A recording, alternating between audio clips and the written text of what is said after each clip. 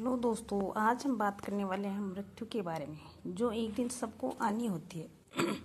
मेरी चैनल भारतीय संस्कृति में आपका स्वागत है। तो कब और किसके हाथों हुई थी श्री कृष्ण की मृत्यु? पौराणिक कथा से जानेंगे ये रहस्य। धार्मिक मान्यताओं के अनुसार भगवान विष्णु ने धरती पर धर्म की रक्षा और पापियों का नाश करने के लिए कई अवतार धारण किए थे। श्री हरि विष्णु ने कभी राम बनकर रावण का संहार किया, तो कभी मोहिनी बनकर पापियों का विनाश किया। भगवान विष्णु के उन्हीं अवतारों में से एक है श्री कृष्ण अवतार, जिसके बारे में आज हम आपको बताने जा रहे हैं। जब धरती पर कंस नामक दुराचारी का अत्याचार बढ़ने लगा, तो श्री हरि विष्णु धर्म की रक्षा के लिए कृष्ण बनकर आए। भगवान श्री कृष्ण ने माँ देवकी की कोख से जन्म लिया और माँ यशोदा के लाड दुलार में बड़े हुए। ये तो हम सभी जानते हैं, पर धार्मिक मान्यताओं के अनुसार भगवान श्री कृष्ण का जन्म भाद्रपद माह की कृष्ण की अष्टमी तिथि को रोहिणी नक्षत्र में हुआ था।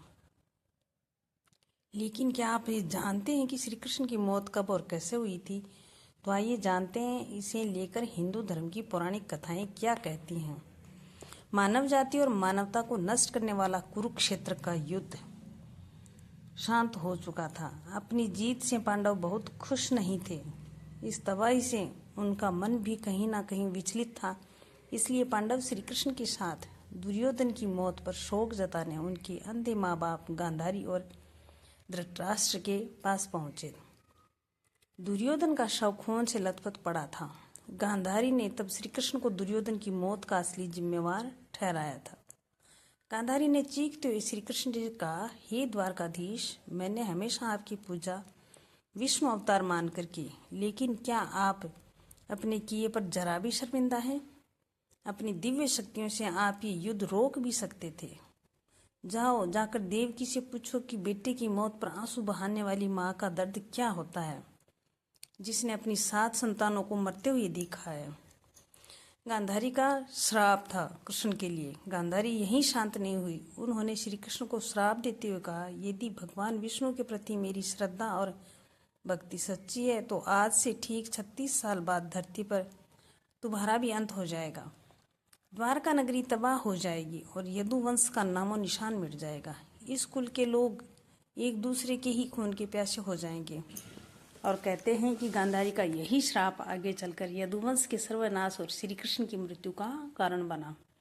कई साल बीतने के बाद श्री कृष्ण के पुत्र सांबा गर्भवती स्त्री का वेश धारण कर ऋषि मुनियों के पास गए। ये देखकर ऋषि भड़क गए। उन्होंने सांबा को श्राप दिया कि वो एक ऐसे लोहे के तीर को जन्म देगा जिससे उसका कुल साम्राज्य खत्म हो जाएगा।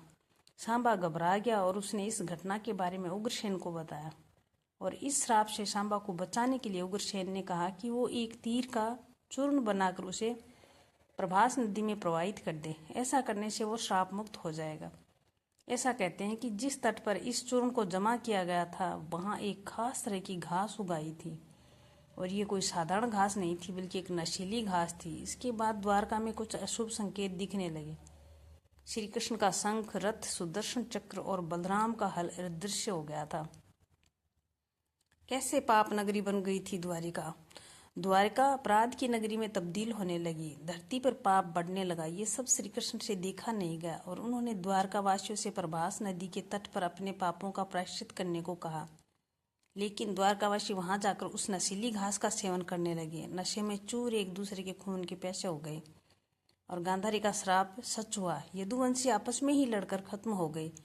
और इस घटना कुछ समय बाद ही श्री कृष्ण जब एक पेड़ के नीचे योग समाधि ले रहे थे, तो वहां जरा नाम का एक शिकारी हिरण की तलाश में आ गया और जरा ने झाड़ियों में श्री कृष्ण के हिलते पैरों को हिरण समझकर तीर चला दिया और वो तीर श्री कृष्ण को लग गया।